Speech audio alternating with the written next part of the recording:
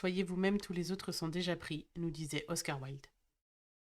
Bienvenue sur Bonne nuit les pensifs, la petite émission pour ceux qui, comme moi, galèrent un petit peu avant de s'endormir.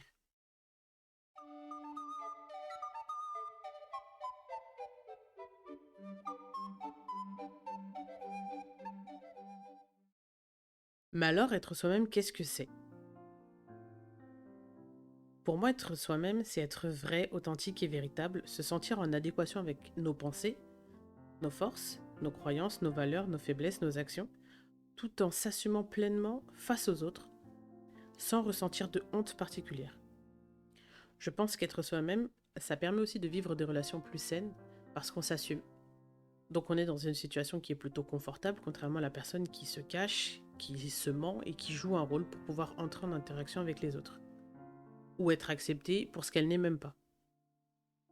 On est 100% nous-mêmes, et être soi-même et s'exposer aux autres, c'est vrai que c'est prendre un risque. Il y a peut-être des gens qui ont déjà subi du harcèlement, des moqueries, ou qui juste ont reçu du négatif par rapport aux autres. Bien sûr, il est toujours bon de rappeler qu'on condamne fermement le harcèlement sous toutes ses formes ou la violence sous toutes ses formes.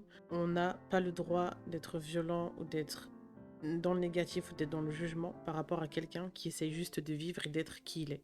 Alors après, il y a forcément des moments où on ne peut pas être totalement nous-mêmes parce qu'on vit en société, que la société a des codes et qu'on y est soumis. Elle a aussi des normes et parfois on n'entre pas dans ces normes. Et on doit quand même s'y plier, par exemple au travail ou dans toutes les situations qui sont formelles, mais ça dure qu'un moment. Alors je vais parler un petit peu de moi par rapport à mon expérience. Je me sens moi-même aujourd'hui parce que j'ai trouvé une sorte de sérénité au milieu du mélange que je suis. Alors je vais m'expliquer. Je ne me cache pas. Je peux être stressée et calme, en colère ou joyeuse. C'est moi. C'est juste différents moments. Mais je ne renie plus les émotions, ni mes qualités ou mes défauts. Par exemple, j'ai longtemps associé les larmes à la faiblesse et le silence à la force. Donc je me condamnais en fait à souffrir en silence, à renier mes propres mots, et ça me revenait en pleine tête. Ensuite, j'ai appris à accepter les mains tendues, j'ai accepté l'humilité, et aujourd'hui, je me dis que je suis imparfaite, mais suffisante.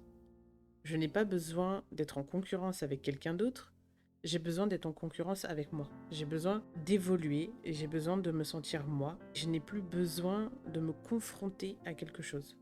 C'est ça aussi pour moi, être soi-même. S'accepter. On ne peut pas parler, je pense, d'être soi sans parler d'acceptation. Il n'y a pas de notice pour être soi-même, hein, on ne me l'a pas donné comme ça à la naissance, mais si j'ai un petit conseil et que je me conseille à moi-même en premier, ne sois pas ton ou ta pire ennemie. Accepte de ne pas être parfait et lâche prise. Tu n'as pas besoin d'être au-dessus du lot, tu n'as pas besoin d'être dans la performance pour te démarquer. Tu ne dois pas répondre aux attentes de tout le monde. À vouloir plaire à tout le monde, tu te perds. Et si tu te perds, tu passes à côté de toi, donc à côté de ta vie et de ton bonheur. Ne te condamne pas parce qu'on est en mouvement. Et être soi, c'est aussi être en mouvement parce qu'on évolue, on change, on grandit. Tout peut changer, que ce soit nos mentalités, nos passions, notre entourage. Peu importe, tu as le droit de ne pas savoir qui tu es, tu as le droit de prendre le temps de te connaître et de t'expérimenter. Les choses bougent. Donc si tu échoues aujourd'hui, tu peux réussir demain. Si aujourd'hui tu ne te connais pas, demain tu te connaîtras. Rien n'est figé, alors ne nous mettons pas nous-mêmes dans une prison ou dans du marbre parce que nous sommes en mouvement. Alors dit comme ça ressemble un peu à une quête, on se croirait un peu dans un jeu vidéo, mais c'est une quête ô combien importante de savoir qui on est. Si vous n'arrivez pas à chasser les pensées négatives, l'angoisse, la peur ou le stress, ne vous culpabilisez pas.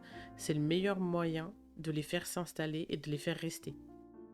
Je rappelle que c'est un podcast, ce n'est pas du développement personnel, ce n'est pas non plus pour soigner, parce que je ne suis pas thérapeute, je ne suis pas une professionnelle de santé. Donc si vous allez mal ou si vous vivez quelque chose de très difficile en ce moment, n'hésitez pas à vous tourner vers des professionnels de santé ou une personne de confiance. Je rappelle que notre podcast Bonne nuit les pensifs est là pour qu'on puisse passer un temps agréable et peut-être même doux avant de s'endormir. Ça vient un peu contrebalancer toutes les pensées négatives, tout le stress et l'angoisse qu'on a au moment où on se met au lit et qu'on se met à réfléchir et qu'on a le cerveau en surchauffe. Je vous remercie du fond du cœur de m'avoir écouté. On se retrouve très vite pour un nouvel épisode. Prenez bien soin de vous et bonne nuit les pensifs.